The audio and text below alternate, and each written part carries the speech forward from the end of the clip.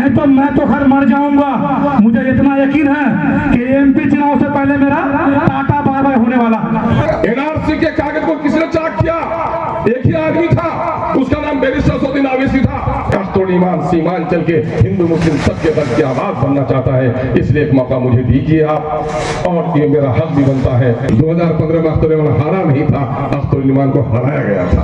जब मैं थाना वगैरह घूमता हूँ, जब एसडीपीओ से मिलता हूँ, एसपी साहब से मिलता हूँ, तो दिल बड़ा बाग होता है यार, जब अधिकारी बोलता है कि अख्तरुल ईमान ईमानदार आदमी है। मैं एमआईएम का झंडा यहाँ पर लाया हूँ तो मरते दम तक एमआईएम के झंडे को यहाँ लगाने का काम करूंगा। 1,95,000 नौकरी तुम्हारी खाली इन बेईमानों ने। अरे बालू का गाड़ी तुम कैसे नहीं छुड़ाओगे?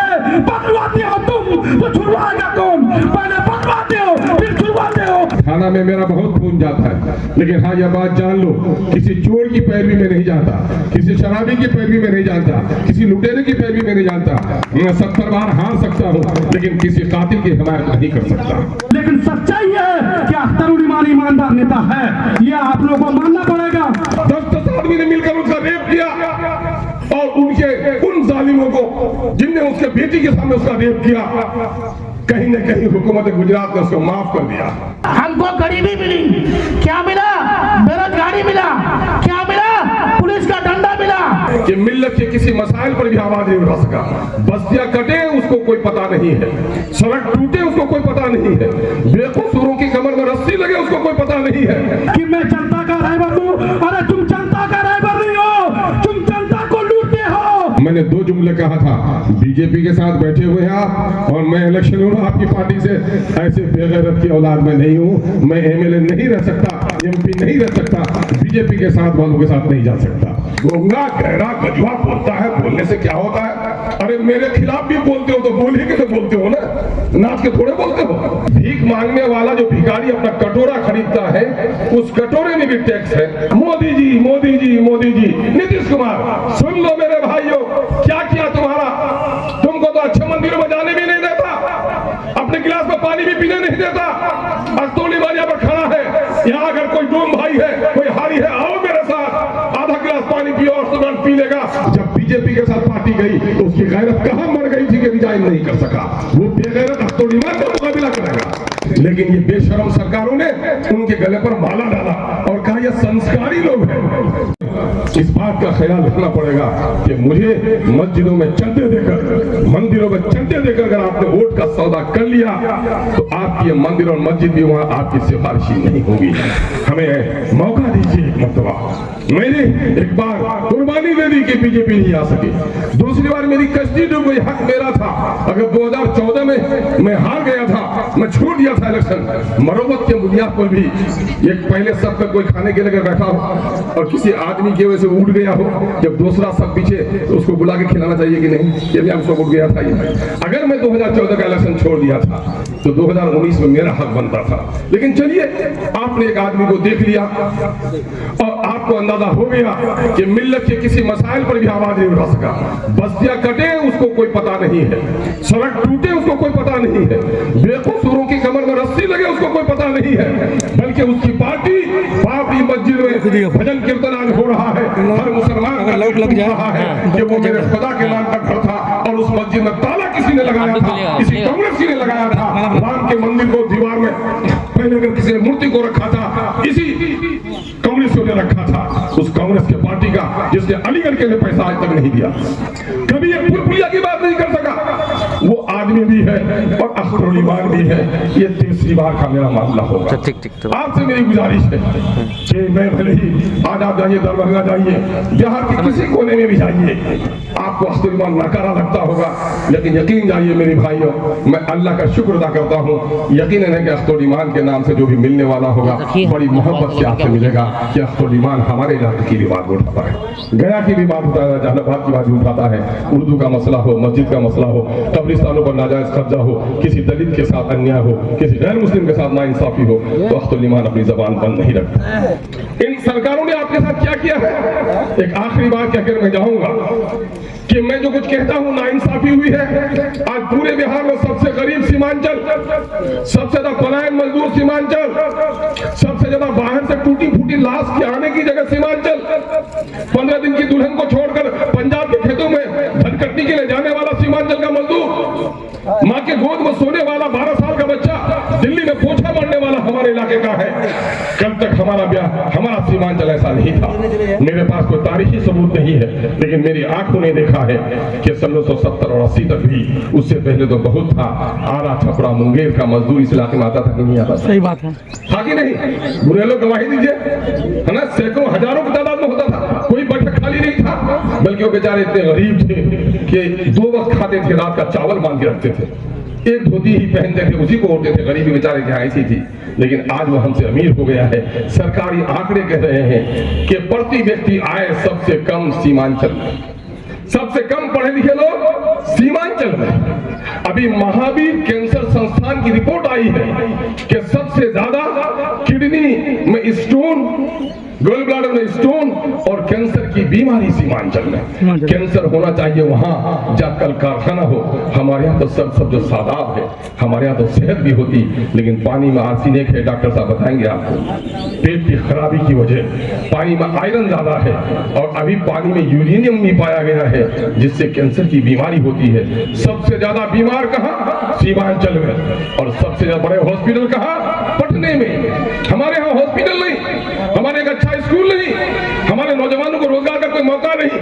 टैक्स लेती है सरकार, इसी टैक्स के पैसे से बजट तैयार करती है, उससे पुल पुलिया, सड़क, बिजली, हॉस्पिटल, स्कूल सब बनाया जाता है और उसी पैसे से सरकारी चाकरों को नौकरी दी जाती है। बिहार में 13 करोड़ आबादी, मुसलमानों की आबादी 2 करोड़ 31 लाख, ब्राह्मण भाइयों की आबादी 47 लाख, राजपूत भाइयों की आबादी 35 लाख और यादव भाइयों की आबादी 1 करोड़ 86 लाख। हमारे हारी भाई, मुसलमान भाई, उनकी आबादी 2 करोड़ 56 लाख। सब मिलकर बना 13 करोड़। तो 13 करोड़ टैक्स किससे? आप टोपी खरीदते हैं, आप टीका खरीदते हैं, मंदिर का प्रसादी खरीदते हैं, मस्जिद का तोहफा खरीदते हैं। सरकार अगर टैक्स हटा दे, बेटा चार रखो तो, सरकार अगर टैक्स हटा दे तो 100 रुपए का स्वेटर आपको 50 रुपए में मिलेगा। भीख मांगने वाला जो भिखारी अपना कटोरा खरीदता है, उस कटोरे में भी टैक्स है। वो 100 रुपए का कटोरा अगर टैक्स हट जाए तो 50 रुपए में मिलेगा। इस टैक्स के पैसे से सरकारी नौकरी मिलती है। सरकारी नौकरी कितनी मिली बिहार में? सरकारी नौकरी 13 करोड़ लोगों के कामकाज को चलाने के लिए। आपका जो मनरेगा में बहाली हुई, आपका जो टीचर बहाल हुआ, ब्लॉक में कर्मचारी बहाल हुआ, बीडीओ सीओ बहाल हुआ, डीएम हुआ, सरकार के ऊपर के सचिव हुए, ये सब मिलाकर कितने हैं? 20,49,370। तो भाई, जिसकी जमहूरियत में क्या कहा गया? जिसकी जितनी आबादी उसकी उतनी हिस्सेदारी। तो मेरी आबादी 2 करोड़ 31 लाख, तो हमको 2 करोड़ 31 लाख का हिस्सा मिलना चाहिए ना। कान खोलकर सुनो नौजवानों, अपनी गैरत को जगाओ। 2 करोड़ 31 लाख की नौकरी में हिस्सेदारी होती है 3,66,000। नौकरी मिली कितनी? 1,72,000। 1,95,000 नौकरी तुम्हारी खाली इन बेईमानों ने। नौकरी कितने दिनों की होती है? 25 साल, 30 साल, 30 साल की उम्र में नौकरी मिलती है या 27 साल की नौकरी मिलती है? 25। ये नौकरी कब की? 90 से लेकर अब तक की 33 साल की नौकरी। किनके जमाने की? समाजी इंसाफ, यमवाई, यादव एंड मुस्लिम, इंसाफ के साथ विकास, न्याय के साथ विकास, नीतीश कुमार की। इसमें शामिल कौन लोग रहे? लालू जी के साथ कांग्रेस भी, जदयू के साथ भाजपा भी, सारी पार्टियों ने मिलकर जो नौकरी हमारी खाई 1,95,000। अगर 1,95,000 में अगर हमारे लोग होते, चपरासी किरानी भी 1,70,000 होते, तो हमारे 15-20 हजार लोग अफसर होते कि नहीं होते? हमारा एसपी डीएसपी होता कि नहीं? हमारा डीएम होता कि नहीं? हमारा बीडीओ होता कि नहीं? दरोगा होता कि नहीं? इन बेईमानों ने हमको गरीब बनाने के लिए हमारी नौकरी छीन ली। कितनी आबादी, 200 की आबादी कितनी। हम साधुवाद देते हैं अपने ब्राह्मण भाइयों को कि उन्होंने नेता पार्टी के नाम पर नहीं चुना। उसने कहा जो नेता मेरा काम करेगा हम उसी को आगे बढ़ाएंगे। उससे जब अपना नेता चुना, उसका नेता पार्टी की गुलामी नहीं किया, अपने लोगों की बात किया। उनकी आबादी आज 47 लाख। नौकरी में हिस्सेदारी होती है उनकी कितनी, सिर्फ 72,000। उनको नौकरी कितनी मिली, 1,31,000। राजपूत भाइयों की नौकरी हिस्सेदारी 58,000। उनको नौकरी कितनी मिली, 1,80,000। ये भूमियार भाइयों की उनको नौकरी मिली कितनी, 1,80,000। जादव भाइयों की आबादी 1,86,00,000। नौकरी में हिस्सा होती है 2,90,000 और नौकरी मिली उसको 2,90,000। बराबर हो गई। लेकिन हमारे बहुत सारे भाई जो दलित हैं वो भी कहता है मोदी जी मोदी जी मोदी जी। नीतीश कुमार सुन लो मेरे भाइयों, क्या किया तुम्हारा। तुमको तो अच्छे मंदिरों में जाने भी नहीं देता, अपने गिलास में पानी भी पीने नहीं देता। अस्तोली बाजा पर खड़ा है। यहाँ अगर कोई डूम भाई है, कोई हारी है, आओ मेरे साथ, आधा गिलास पानी पियो और तुरंत पी लेगा। क्योंकि तुम नहीं जानते, मैं जानता हूँ कि खुदा की कसम तुम भी उसी आदम की औलाद हो जिसके औलाद हम हैं।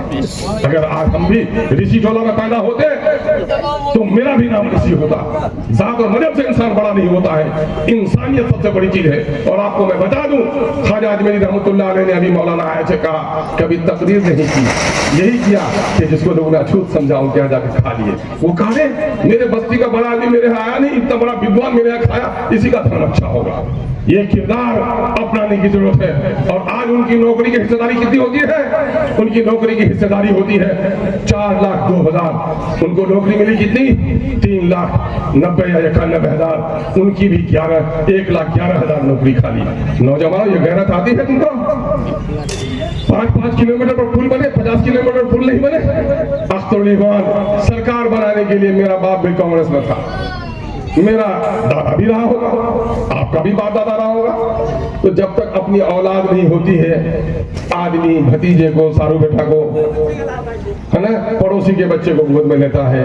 लेकिन जब अपनी औलाद आ जाए तो मेरे भाइयों, फिर उस वक्त आदमी दूसरों की औलाद को नहीं, अपनी औलाद को गोद में लेता है। अब बोलिए तो राजेंद्र झा जी यहाँ पर हैं, डॉक्टर हैं, ये बताइए कि राजेंद्र झा जी कितने लोग ब्राह्मण हैं यहाँ पर, लेकिन उसकी डॉक्टरी अच्छी है तो हर मुसलमान उनके हाथ आगे नहीं आता है। तो जब उनकी डॉक्टरी अच्छी है, मजहब के बगैर हम उनके यहाँ जाया करते हैं। तो मैं गैर मुस्लिम भाइयों से भी कहता हूँ कि मेरे गैर मुस्लिम भाइयों, मुझे ये मत समझो कि मैं मुसलमानों का नेता हूँ। मैं सड़क की पुल पुलिया की अगर स्कूल की लड़ाई लड़ता हूँ, इस इलाके में मेरे दलित और हिंदू भाइयों की अगर हालत खराब है तो मुसलमान लीडरों के खिलाफ है। इन लोगों ने अगर पार्टी की गुलामी की है, तुम्हारे दर्द की आवाज कभी नहीं बन सका है। अख्तुल ईमान सीमान चल के हिंदू मुस्लिम सबके दर्द की आवाज बनना चाहता है। इसलिए एक मौका मुझे दीजिए आप, और ये मेरा हक भी बनता है। आप लोगों ने बड़ी मजबूती के साथ मेरी ये बेवक्त की मीटिंग आप लोगों ने बड़ी कामयाब की है। हम आप लोगों के बड़े ममनून मशहूर हैं, उन नौजवानों की भी जिन नौजवानों ने आज ये मीटिंग बुलाकर हमें इज्जत बख्शी है और आपसे रूबरू होने का मौका दिया है। और भाई मैं चाहता हूँ इधर से अक्सर स्थापित किया है, उसका नाम नीतीश कुमार है। नीतीश कुमार की दलालत करिए या वकालत करने वाले लोग, जो लोग बीजेपी के साथ रहकर काम करते रहे हैं, वो आपकी बस्ती में अक्सर आकर उलझलाते हैं। आज भी गठबंधन में है, लेकिन गठबंधन के खिलाफ भी बोलते रहे। मैंने ऐसे लोगों के बारे में ज्यादा बात करके अपने वक्त को बर्बाद नहीं करना चाहता। आपको अल्लाह ताला ने अक्ल शऊर दिया है, आपने हमें भी देखा है और औरों को भी देखा है। 2005 में आपका एमएलए बना, गवाही देंगे अल्ता के लोग कि अल्ता से पिपला जाने में क्या दिक्कत जितनी सड़कें मेरे जमाने में जैसे मर्जी बने, जितने पुल मेरे जमाने में बने, बस्तियों को जितने आसानी से मैंने जोड़ा। आपको याद होगा नटवा पड़ा का पुल 3 साल से टूटा हुआ था, 1.5 साल से टूटा हुआ था। वहाँ हाईवे में जो हाईवे बन गया, वहाँ इकरा के पास सुनी जाती है। और असेंबली में जिन दलाल के साथ मैंने बात पेश की है, शायद उसकी नज़ीर माजी के दिनों में कम रही होगी। उसकी वजह यह रही है कि जो लोग भी जीत कर गए हैं वो किसी पार्टी की बुनियाद पर जीत कर गए। मैं भी पार्टी की बुनियाद पर जीत कर गया था, लेकिन अपना ज़मीर, माँ बाप के पास वो परवरिश पाई है, असातिज़ा ने वो तालीम दिया है। मेरा यकीन है एक अच्छा हिंदू अच्छा हिंदुस्तानी होगा, एक अच्छा मुसलमान जब तक अच्छा मुसलमान नहीं होगा, अच्छा शहरी भी नहीं हो सकता, अच्छा हिंदुस्तान हिंदुस्तानी भी नहीं हो सकता। मैं उन लोगों को दगाबाज समझता हूँ जो मस्जिदों में जाकर हिंदुओं को टोपी पहन ले, और मैं ऐसे मुसलमानों को भी गद्दार समझता हूँ जो मंदिरों में जाकर टीका लगा ले, जो अपने मजहब का नहीं हो सकता है, वो देश का भी नहीं हो सकता है। ये धोखा देने वाले लोग हैं। मैं हमेशा से इस बात की फिक्र करता हूँ, मैं इस बात पर यकीन रखता हूँ इस संसार का खुदा ही एक नहीं है, बल्कि हम सब भी एक ही माँ बाप के संतान हैं। और देखेंगे गरीब का काला कलोटा बेटा दिल्ली पंजाब जाता है, घोड़ा चट्टा बनकर आ जाता है। अमीर का बेटा हल जोतता है, काला हो जाता है। ये घोड़े और काले की फर्क नहीं है। अल्लाह ने उसी इंसान को अच्छा इंसान समझा है जिनके अखलाक अच्छे हों, जिनका किरदार अच्छा हो। यकीन जानिए अल्लाह की बंदगी करने वालों को भी इस ख्याल का रखना चाहिए कि समाज में वही आदमी अच्छा है जो समाज में अमन की बात करे, इंसाफ की बात करे, अदल की बात करे, तरक्की की बात करे। अभी असलम कहते हैं कि थाना में मेरा बहुत खून जाता है, लेकिन हाँ यह बात जान लो, किसी चोर की पैरवी में नहीं जाता, किसी शराबी की पैरवी में नहीं जाता, किसी लुटेरे की पैरवी में नहीं जाता। मैं 70 बार हार सकता हूँ, लेकिन किसी कातिल की हिमायत नहीं कर सकता। मैं 70 बार हार जाना पसंद करूंगा, लेकिन किसी बेईमान की हिमायत में नहीं कर सकता। हाँ, शरीफों की 10 की पैरवी करता हूँ।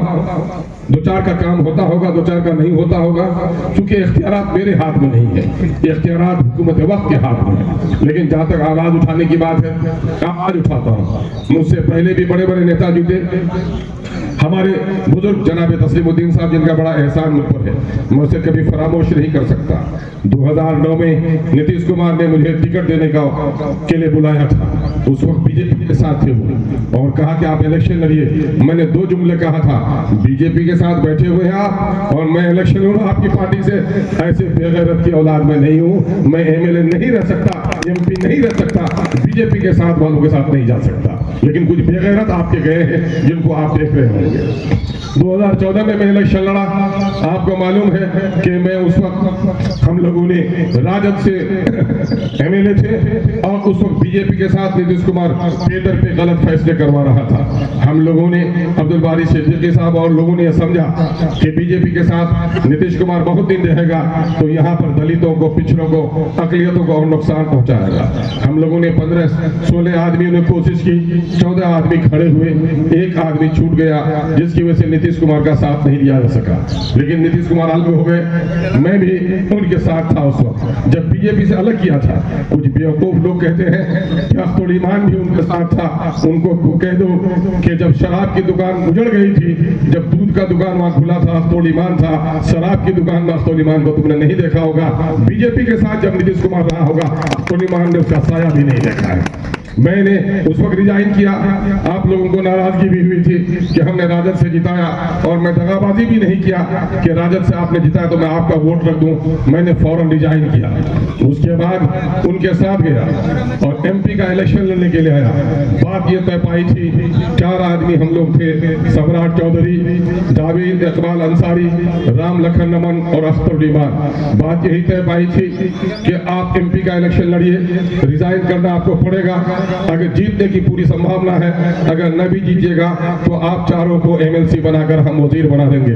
जिन लोगों को मालूम है, तारीख याद है, अखबारों को देख लीजिए कि वो चारों लोग वजीर बनाए गए, वो तीनों लोग वजीर बनाए गए। अख्तुल ईमान अगर उस मरतबे इलेक्शन हार भी जाता तो वजीर बनता। एमएलए बनने के लिए लोग बेताब हैं। अख्तुल ईमान ने अपने जूते के चोट पर वजारत को भी फेंक दिया है। गरीब के बच्चों को उसकी परवाह नहीं है। ये तो उनके लिए दिक्कत की बात है जो बेईमानी और लूटने के लिए जाता है। आपको याद होगा 2015 में लालू प्रसाद जी ने, जब मैं एमआईएम को लेकर आया, उस वक्त तनहा एमएलए था हमारे पूर्णिया कटिहार के चंगन में। मुझे उसने कहा, अख्तुल ईमान तुम हमारे पुराने आदमी हो, लोगों को लगा दिया कि तुम पूरा सीमांचल का टिकट बांटो, मेरी पार्टी में आ जाओ।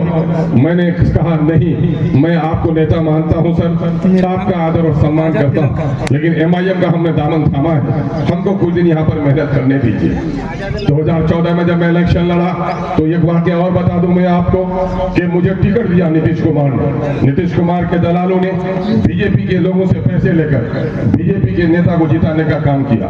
और जब मैंने रिजाइन किया था तो लोगों ने कहा था कि अख्तुल ईमान ने पागलपन किया, लेकिन मैंने कहा नहीं, मुझे तो इनकी आदत ऐसी लगती है जदयू की कि तलाक भी हो जाए फिर छुप छुप के अपनी बीवी से मिलता रहे, वो औरत अपने शौहर से मिलता रहे। शरन ये दुरुस्त नहीं है और मैंने इस काम को करना पसंद नहीं किया। और मैंने उस वक्त इलेक्शन छोड़ दिया। लेकिन आपको मालूम है कि गठबंधन के ये लोग 18 महीने के बाद फिर बीजेपी में चले गए थे या नहीं गए थे, मुझे याद दिलाइए। अख्तरुल ईमान ने राजद को छोड़ा था तो रिजाइन कर दिया था। उन बेगैरतों को पूछो कि जिसने गठबंधन के नाम पर वोट लिया था, जब बीजेपी के साथ पार्टी गई तो उसकी गैरत कहां मर गई थी कि रिजाइन नहीं कर सका। वो बेगैरत अख्तरुल ईमान का मुकाबला करेगा। फिर क्या हुआ कि मैंने अपनी पार्टी में मेहनत की और फिर एक साहब को किशनगंज से मैंने जिताया। आप लोगों ने मदद की, फिर आप लोगों ने हमको 5-5 आदमी जिताया। 2019 में फिर लालू जी के यहाँ से फोन आया कि मौलाना का इंतकाल हो गया है, आप हमारी टिकट पर इलेक्शन लड़िए। कांग्रेस के लोगों ने दिल्ली से हम पर दौड़े डाला कि मैं आ जाऊं कांग्रेस में। अल्लाह शाहिद है, मैं इलेक्शन में भी आकर हारू या जीतूं उसके बाद की परवाह नहीं करता, लोगों बयानी से काम नहीं लेता। अवैसी साहब से मेरे साथियों ने फोन किया कि सर राजद से टिकट का ऑफर है, क्या किया जाए। अवैसी साहब ने कहा अख्तरुल ईमान भाई को कहिए वो जहां से लड़ेंगे मैं उसकी हिमायत करने जाऊंगा। लेकिन अख्तरुल ईमान ने फैसला लिया, नहीं मैं MIM का झंडा यहाँ पर लाया हूँ तो मरते दम तक MIM के झंडे को यहाँ लहराने का काम करूंगा। मैं लड़ा, आप लोगों ने मोहब्बत की, आपने मेरी हैसियत से ज्यादा वोट दिया और थोड़ी कश्ती किनारे में जाकर डूब गई, मैं जीत नहीं सका।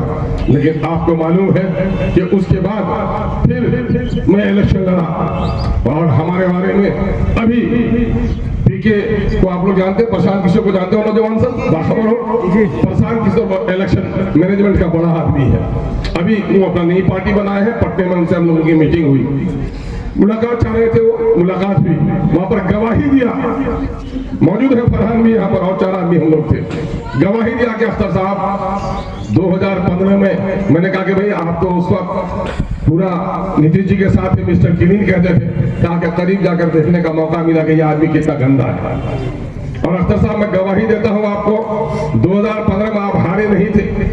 नीतीश कुमार ने पूरे बिहार के इलेक्शन कैंपेन का मुझे प्रभारी बनाया था, लेकिन मुझे एक टास्क दिया था, कोई भी जीत कर आ जाए अख्तरुल ईमान को आने नहीं देना है। ये शरारत हुई थी 2015 में, अख्तरुल ईमान हारा नहीं था, अख्तरुल ईमान को हराया गया था। मैं हार गया लेकिन अपने मंजिल से दूर न हुआ। और आपके एहसान के ये कौन से जुमले में बताऊं कि आपने इसी गरीब के बेटे को अपना रहबर जाना, अपना खादिम जाना और मेरे कहने पर एक ऐसे शख्स को जिता दिया जो मुखिया का इलेक्शन भी नहीं जीत सका था और हार गया था, उसको भी जिता दिया। बहरहाल उनका अमाल वो जाने, वो जवाब देंगे अपने दगाबाजी का। लेकिन हमने बिहार की तारीख में एक नया रोल अदा किया। अभी अबू आलम कह रहे थे बड़े बड़े नेता हुए, टिकट काट दिया गया, इलेक्शन लड़ने की हिम्मत नहीं किया, अलग पार्टी बनाने की हिम्मत नहीं किया। आजादी के इन 75-76 सालों में अगर असेंबली के दरमियान में कोई एक मुस्लिम लीडरशिप के दरमियान में कोई पार्टी दाखिल होती है, उसका नाम MIM है और उसके लीडर का नाम अख्तरुल ईमान आपने तारीख में लिखवाया है। और पहली बार असेंबली में जाकर बगैर किसी के हुक्म के बोलने की आजादी मिली। कब तक राजद में था कि आप बोलने देगा तब बोला जाएगा।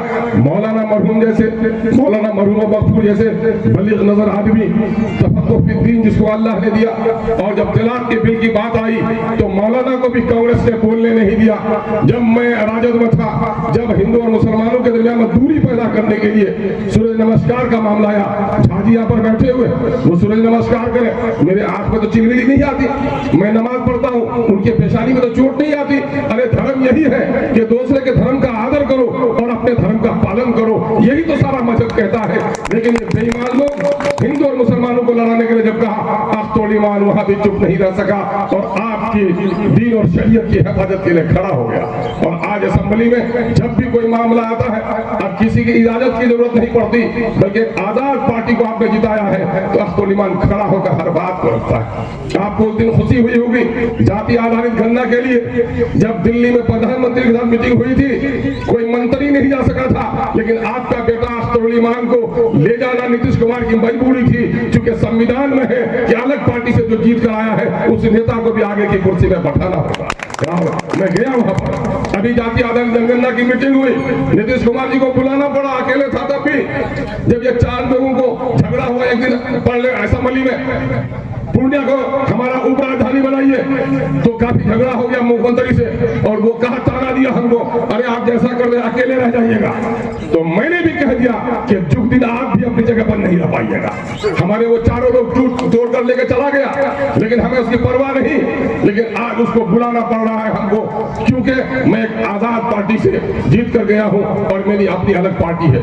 पार्टी की ताकत को समझिए, पार्लियामेंट की ताकत को समझिए, सियासी जो तरीके होते हैं उसको समझने का काम कीजिए। एक आदमी जीत कर क्या करेगा? तुम्हारे 10 बन के घर में 10 बेटा पैदा हुआ है तो तुम्हारा 1 बेटा पैदा होगा, उस बेटे को तो और ताकतवर बनाओगे ना, उसका नतीजी दोगे।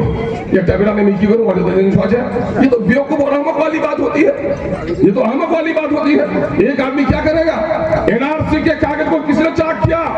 एक ही आदमी था, उसका नाम बैरिस्टर असदुद्दीन ओवैसी था। पूरे देश में जो शाहीन बाग बना और उसका विरोध हुआ, उसके विरोध का आगाज उसी एक आदमी बैरिस्टर असदुद्दीन ओवैसी ने किया। अभी तारीख मालूम है, बिल्किस बानो गुजरात में जहां परिंदों ने, ये कुत्ता भी ये कुतिया के साथ वो सुलूक नहीं करता, 10 आदमी ने मिलकर उसका रेप किया और उन जालिमों को जिनने उसके बेटी के सामने उसका रेप किया, कहीं न कहीं हुकूमत गुजरात ने उसको माफ कर दिया। और आदमी घिन करता है, अपना बेटा भी हो बेटी भी हो, रिश्ता है तो निभाता होगा, लेकिन घिन करता है उसके से। लेकिन ये बेशरम सरकारों ने उनके गले पर माला डाला और कहा ये संस्कारी लोग हैं। लेकिन आज सुप्रीम कोर्ट को मुबारकबाद देता हूं कि जब बिल्किस बानो का फैसला आया, कोई एक शख्स की जबान नहीं खुल सकी, कांग्रेसियों की जबान नहीं खुल सकी, नीतीश कुमार की जबान नहीं खुल सकी, राजद वालों की जबान नहीं खुल सकी। अगर किसी ने इस पर आवाज लगाई कि बिल्किस के साथ इंसाफ नहीं हुआ, उसका नाम बैरिस्टर असदुद्दीन ओवैसी था और वो एक आदमी बोला।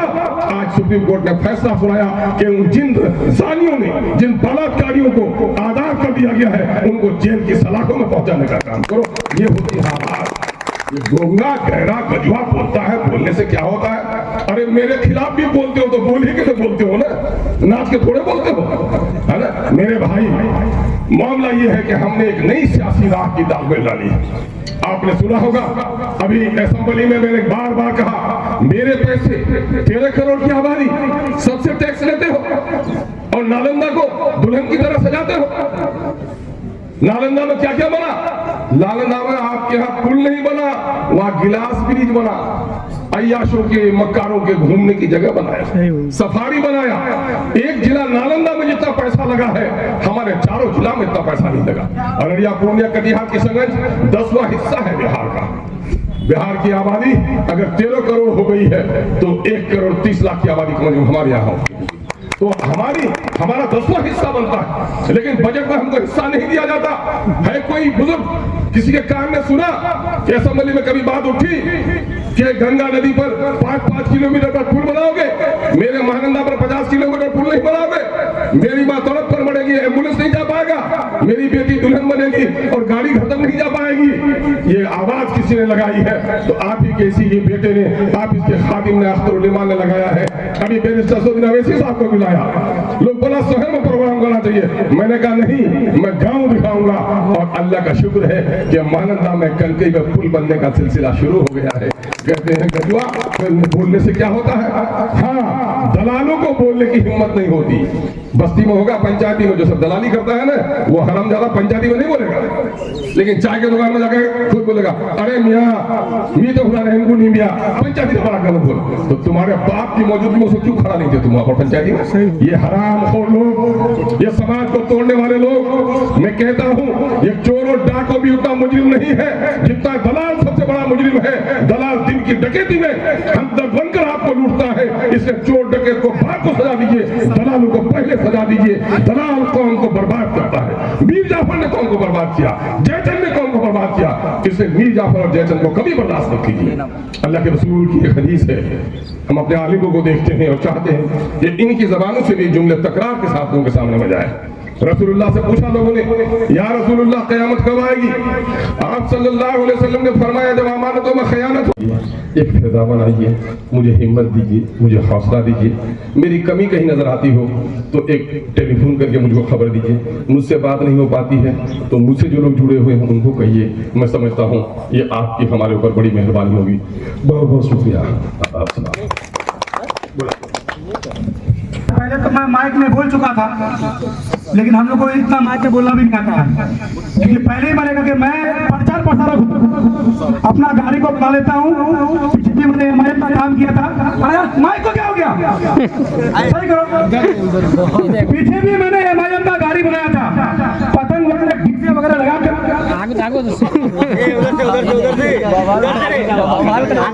तो दोस्तों पहले भी मैंने गाड़ी बनाया था, पतंग का गाड़ी, लेकिन एक बात मैं सबके सामने आज बोलना चाहता हूँ। मैं कोई पार्टी पक्ष वाला बात नहीं करूंगा अभी कि MIM या कांग्रेस या बीजेपी या ये RJD किसी का बात नहीं, लेकिन अख्तरुल ईमान साहब, जब मैं थाना वगैरह घूमता हूँ, जब SDPO से मिलता हूँ, SP साहब से मिलता हूँ, तो दिल बड़ा बाग बाग होता है यार, जब अधिकारी बोलता है कि अख्तरुल ईमान ईमानदार आदमी है। इसमें कोई शक नहीं है कि वो कभी किसी गलत का पैरवी नहीं करता है, क्योंकि जब एक बात सुनिए, कुछ नेता लोग अपने लंबे लंबे भाषण देते हैं और कहते हैं कि मैं बहुत काम करता हूँ, थाने से छुड़ाता हूँ, बालू का गाड़ी छुड़ाता हूँ। अरे बालू का गाड़ी तुम कैसे नहीं छुड़ाओगे, पकड़वाते हो तुम तो छुड़वाएगा कौन, पहले पकड़वाते हो फिर छुड़वाते हो। बालू का गाड़ी तुम भेजते हो, तुम पकड़वाते हो, तुम फिर छुड़वाते हो। हमारा जुबान मत खुलवाना, नहीं तो मैं तो घर मर जाऊंगा। मुझे इतना यकीन है कि MP चुनाव से पहले मेरा टाटा बाय होने वाला, ये भी मुझे पता है, लेकिन सच बोलने से मैं डरता नहीं हूँ। ये कुछ गद्दार नेता जो अपने आप को लंबा लंबा कहता है कि मैं जनता का रहबर हूँ, अरे तुम जनता का रहबर नहीं हो, तुम जनता को लूटते हो। तुमने कोर्ट में भी अपना वकील रखा है, जो कोई केस पड़ता है तो फलाने के पास जाओ, वहां तुम्हारा सेटिंग है ताकि तुम वहां से केस ये करोगे। लेकिन सबको मैं कहना चाहूंगा, जिसका भी कोई मैटर पड़ता है तो अधिकारी में यह भी बात होता है कि वकील अगर एक नंबर है तो वो तमन्ना बाबू है, जो सबसे सस्ते में काम करता है और हर इंसान का काम करता है। ये चीज में ध्यान देना है कि अख्तरुल ईमान, मैं पार्टी पक्षी कर रहा हूँ, मैं कोई MIM पार्टी में नहीं हूँ या बीजेपी में किसी पार्टी में नहीं हूँ, मैं एक गाड़ी प्रचार प्रसारक हूँ। चुनाव आता है, मैं जिधर से मर्जी तक काम करता हूँ, लेकिन सच्चाई है कि अख्तरुल ईमान ईमानदार नेता है, ये आप लोगों को मानना पड़ेगा। आज तक मैं थाना कई बार जाता हूँ, लेकिन अधिकारी जब बोलता है कि यार अख्तरुल ईमान साहब कभी कॉल नहीं करता, यार कॉल कहाँ से करेगा, वो तो ईमानदार नेता है, जो बेईमान है, सब जगह सेटिंग करके रखा है, चुनाव हारने के बाद भी बेईमानी करता है, अभी भी बेईमान नेता बन के रहता है कोचा धमन में। कोचा दोस्तों, अगर अख्तरुल ईमान साहब MP जीता तो सिर्फ एक ही MP था, अख्तरुल ईमान साहब। अगर तुमने किसी पार्टी को और वोट दिया तो उसके कितने MP, पता कितने MP होंगे, जो उसके लल्लू पंडू पेंडुलम कार्यकर्ता होंगे, वो भी अपने आप को MP समझेगा, MP का बाप समझेगा। इसलिए ऐसा काम कभी भी मत करें, ऐसा काम कभी भी मत करें। आप हमको MP एक चुनना, एक को वोट देना। इन्हीं बातों के साथ अपनी बात को खत्म करता हूँ। अस्सलाम। गुजरात वालों ने दिया तो उनको क्या मिला, लेकिन हम 40 में से 39 सीट बिहार NDA गठबंधन को देते हैं। हमको क्या मिला, उसके एवज में क्या मिला, हमको गरीबी मिली, क्या मिला, बेरोजगारी मिला, क्या मिला, पुलिस का डंडा मिला, क्या मिला, 5 किलो राशन मिला।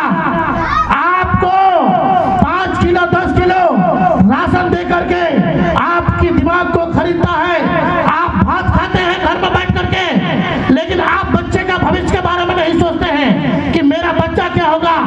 यदि मैं कहता हूं कि किशनगंज के किसी भी आदमी को अगर पूछा जाए कि आपको 10 किलो राशन चाहिए कि यह आपका बेटा को सरकारी नौकरी चाहिए, मुझे लगता है कि 70 में ओवैसी साहब क्यों बोलते हैं, अख्तर साहब क्यों बोलते हैं और क्या बोलते हैं, किसके लिए बोलते हैं। दादरी पर कौन बोलेगा, दादरी पर ओवैसी साहब बोलेंगे। बाबरी पर कौन बोलेगा, ओवैसी साहब बोलेंगे।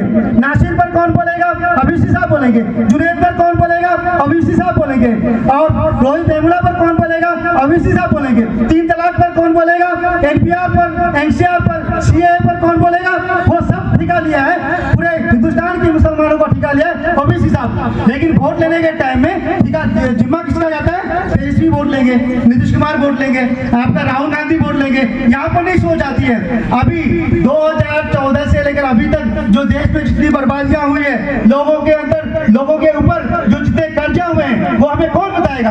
आज हमने एक शेर दिया है जिसका नाम है असदुद्दीन ओवैसी, दूसरा शेर औरंगाबाद में है अपना इम्तियाज जलील, और तीसरा शेर हम लोग 2024 में इंशाअल्लाह अब्दुल रहमान साहब को